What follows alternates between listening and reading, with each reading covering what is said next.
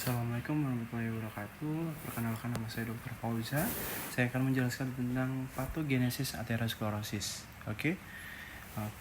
Pertama-tama, atherosclerosis terjadi itu ada dua hal ya. Yang pertama, akibat dari tumpukan LDL di subendothelial region.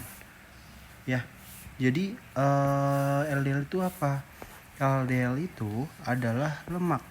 Jadi lemak itu ada beberapa jenis ya, LDL, HDL, dan trigliserida. Ya, LDL ini adalah lemak jahat, gitu. HDL lemak baik, TGL juga jahat, ya. Oke.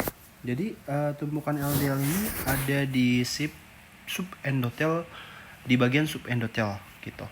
Jadi subendotel itu adalah sub itu bawah, artinya endotel ya epitel, salah satu jenis dari epitel.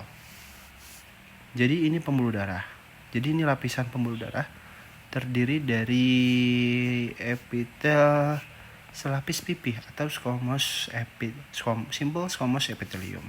Kemudian subendotelnya itu di sini, gitu. Jadi kalau misalnya atherosclerosis itu kerusakannya ada di bagian sebelah sini.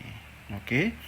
Nah, jadi LDL itu mampu masuk ke sini kalau misalnya endotelnya ini rusak. Nah, endotelnya itu rusak gara-gara apa? Gara-gara sebuah hantaman dalam tanda kutip. Ya, disebabkan karena hantaman yang disebabkan aliran darah yang terlalu kencang. Misalnya hipertensi. Hipertensi itu gambaran pembuluh darahnya adalah tinggi. Jadi tekanan di dalam pembuluh darah itu tinggi. Ya, tinggi banget. Kalau misalnya lebih dari 130 mm air raksa untuk sistol. Oke. Nah, itu sekilas saja. Jadi hantaman tersebut itu disebut dengan shear stress, yang didefinisikan sebagai kekuatan yang dihasilkan ketika aliran darah bertabrakan dengan endotel. Jadi ini adalah pembuluh darah. Ya, yang saya lingkari ada pembuluh darah. Kemudian yang merah ini adalah aliran darah, yang hitam ini adalah dinding dari pembuluh darah. Jadi kalau misalnya kencang, pembuluh darahnya akan menabrak bagian dinding pembuluh darah. Ya, dinding pembuluh darah itu tadi kencangnya tadi itu gara-gara adanya misalnya dalam keadaan tekanan darah tinggi atau hipertensi. Oke. Kemudian kalau misalnya sudah bertabrakan secara terus-menerus, berhari-hari, berbulan-bulan, setidaknya akan mengalami sebuah kerusakan di endotel. Nah, ini merupakan jalur masuk dari LDL. Jadi LDL ini mampu masuk ke sini. Nah, kemudian setelah masuk LDL, LDL akan berakumulasi, ya, akumulasi di dalam pembuluh darah. Nah, setelah berakumulasi di subendotel akan menyebabkan beberapa reaksi. Salah satunya adalah reaksi inflamasi. Oke, itu nanti saya akan jelaskan lagi. Kemudian ada LDL juga memiliki dua bentuk ya. Bentuk teroksidasi sama bentuk yang tidak teroksidasi. Jadi yang paling ganas adalah teroksidasi atau ada kandungan oksigen, ya. Kemudian LDL yang teroksidasi akan menyebabkan stimulasi makrofag untuk melekatkan antara makrofag dan LDL yang teroksidasi. Jadi mereka berdua melekat diperantarai oleh yang disebut dengan bantuan scavenger receptor. Jadi arti dari scavenger itu sendiri secara bahasa adalah pemulung, ya. Kemudian mereka berlekatan itu akibat dari adanya reseptor yang dimiliki oleh makrofag yang disebut dengan scavenger receptor. Kemudian setelah itu setelah mereka berlekatan, kita tahu makrofag adalah fungsinya memfagosit. Jadi makrofag itu akan memfagosit LDL yang teroksidasi, sehingga ketika sudah dimakan oleh makrofag, itu akan menyebabkan pembentukan yang disebut dengan foam cell, ya, foam cell. Nah, hasil akhirnya dari reaksi foam cell, dan selanjutnya akan menyebabkan inflamasi, akan menyebabkan aterosklerosis. Nanti akan saya bahas lagi. Ya. Nah, oke, ini gambar yang tadi. Jadi setelah terjadinya tabrakan dan hantaman atau yang disebut dengan shear stress, itu akan menyebabkan endotel menjadi rusak dan LDL akan berakumulasi di sini. Kalau misalnya LDL sudah terakumulasi, akan menimbulkan sebuah efek. Ada dua efek yang ditimbulkan. Yang pertama adalah stimulasi sitokin proinflamasi. Kita tahu sitokin itu berguna untuk reaksi inflamasi.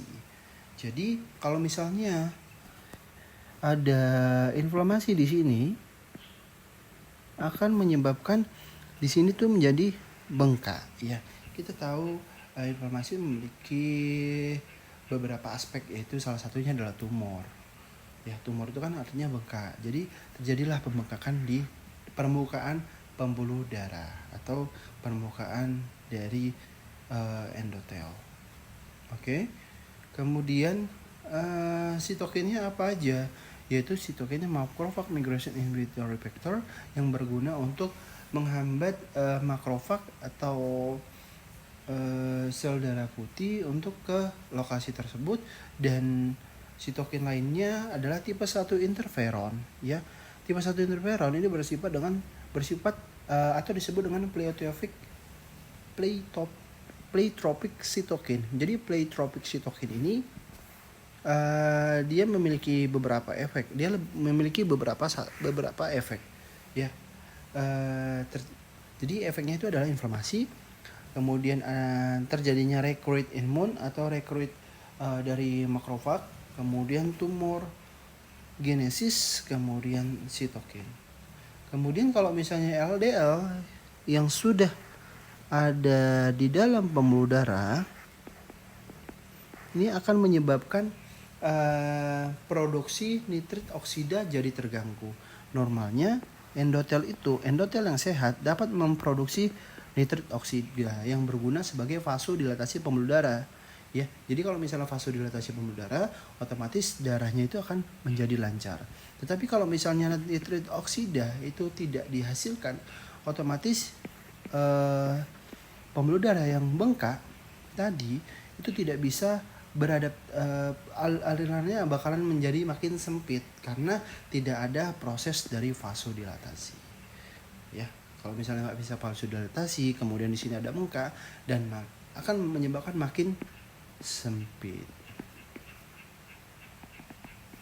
Ya, makin sempit sehingga akan menyebabkan aliran darah semakin berkurang. Kemudian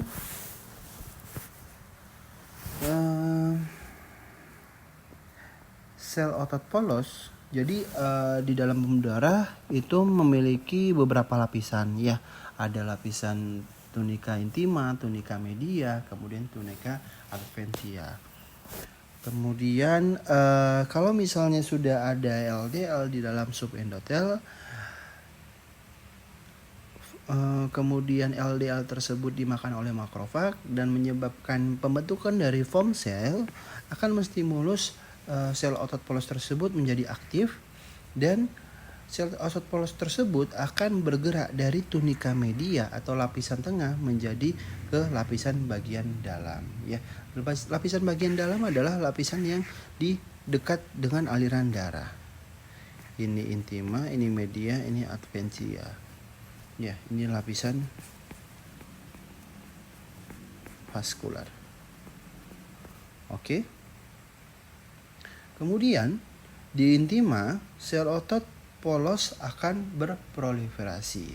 Jadi setelah dia migrasi, dia akan mengalami proliferasi. Proliferasi itu apa? Proliferasi itu adalah pembelahan dari sel otot polos, sehingga sel otot polos itu menjadi lebih banyak dan menyebabkan penumpukan sel otot polos. Jadi selain adanya foam cell, ada LDL, ada makrofag, di situ ada juga sel otot polos sehingga menyebabkan makin membengkak. Oke. Nah, jadi dia semakin membengkak, menyebabkan aliran darah tidak lancar. Kemudian pada dasarnya LDL itu memiliki bentuk yang besar dan yang kecil. Nah, pada faktanya yang kecil ini lebih ganas atau lebih liar dibandingkan yang besar. Jadi yang kecil itu berguna untuk perkembangan aterosklerotik. Jadi yang kecil dipilih sebagai biang dari aterosklerotik. Kemudian yang kecil juga itu lebih gampang teroksidasi dan lebih gampang untuk dikenali oleh makrofag gitu ya, sehingga terjadilah proses-proses yang saya sebutkan sebelumnya tadi. Nah, kemudian jadi makrofag ya, ini makrofag, yang senyum ini makrofag, yang kuning adalah LDL. Jadi atau kita sebut ini tadi foam cell ya. Jadi foam cell ini adalah makrofag yang mengandung LDL di dalamnya. Jadi LDL tersebut itu bersifat lipotoksik, jadi memiliki racun terhadap retikulum endoplasma di makrofag. Jadi retikulum endoplasma itu berguna untuk menghasilkan protein, sedangkan makrofag itu sendiri membutuhkan yang namanya protein untuk sebagai metabolismenya, sebagai dia beraktivitas, menghasilkan atau bermitosis dan lain-lain ya. Jadi retikulum endoplasma itu penting bagi makrofag. Kalau misalnya itu dirusak atau istilahnya mesinnya dirusak, akan menyebabkan nekrosis atau apoptosis yang tidak terprogram gara-gara ada lemak atau LDL di dalam badan makrofag. Sehingga kalau misalnya sudah nekrosis akan menyebabkan adanya inflamasi. Kenapa inflamasi? Karena kalau misalnya sudah nekrosis akan menyebabkan rekrutmen sel darah putih, SDP, sel darah putih ya. Jadi sel darah putih akan mendatangi bagian nekrosis tadi untuk dibersihkan ya. Kemudian setelah dibersihkan, setelah difagosit oleh neutrofil atau sel darah putih, akan menyebabkan pengeluaran atau sekresi dari neutrofil sendiri yang mensekresikan sitokin.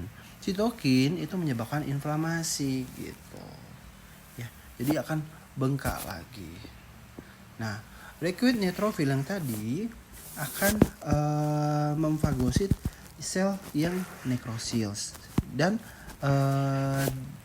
neutrofil tadi juga menyebabkan membuat LDL itu dimakan juga gitu, sehingga menyebabkan neutrofil juga mengalami lipotoksik juga kayak makrofag di awal tadi, sehingga neutrofil tadi akan menyebabkan dia mati lagi gitu dan nekrosis, begitu terusnya. Jadi kayak lingkaran setan gitu.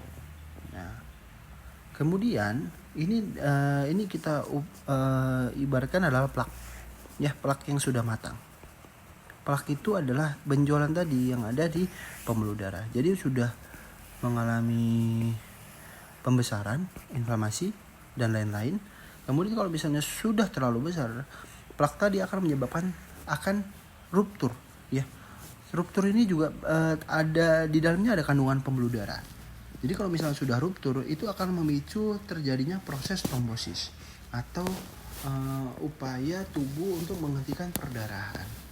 Nah, kalau misalnya sudah terjadi trombosis, jadi trombosit yang ada di dalam tubuh kita akan kesini semua dan menyebabkan tumpukan-tumpukan dalam tanda kutip sampah lagi, dan menyebabkan